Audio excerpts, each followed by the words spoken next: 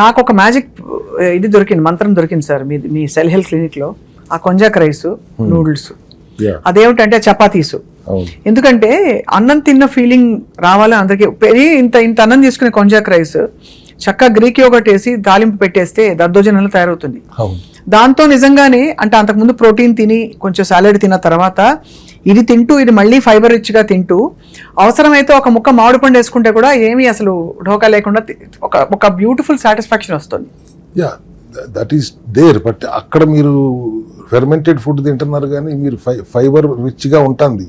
Your konjac rice, miracle rice అని మనం చాలా బాగా ఫైబర్ రిచ్గా ఉంటుంది కానీ but that 5% of fibre, more of moisture only. అవును, ఫైబర్ 5% కంటే ఎక్కువ ఉంటుంది, మాయిశ్చర్ వేస్ట్గా ఉంటుంది కాబట్టి న్యూట్రిషనల్ వాల్యూ ఏమి ఉండదు.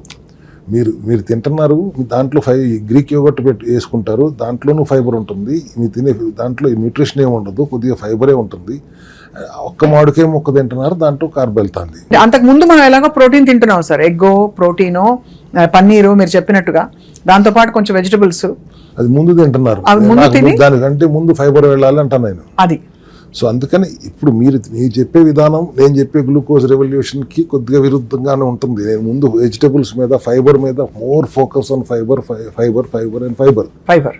ఆ తర్వాత balanced protein up to 0.8 to 1 gram of your body weight. అంతే కదా, అంతకు మించి మీరు ప్రోటీన్ తినవచ్చు. సో 3 meals తింటే ఒక 60 గ్రాములు కావాలంటే ప్రతి మీల్లో 20 grams వచ్చేలా చూసుకోవాలి ప్రోటీన్. అంతే. అది సో ఆ 10 hours విండోలో నువ్వు 2 సార్లు తింటావో 3 సార్లు తింటావో నీ ఇష్టం. బట్ 1 meal మాత్రమే ఈ fermented rice meal, not all the 3 balanced 2 meals fibre and protein only. ఒక మీల్ నీకు నచ్చినట్టుగా తిను. 8 hours సోక్ చేసుకున్న మిల్లెట్స్ని వండుకుని తక్కువ మోతాదులో తిను, కూరలు ఎక్కువ పెట్టుకుని రైస్ తక్కువగా తిను. లేయర్డ్ ఈటింగ్ ద్వారా నీ ఇన్సులిన్, నీ డయాబెటిక్ షుగర్ లెవెల్స్ నార్మల్గా కంట్రోల్లో ఉంటాయి.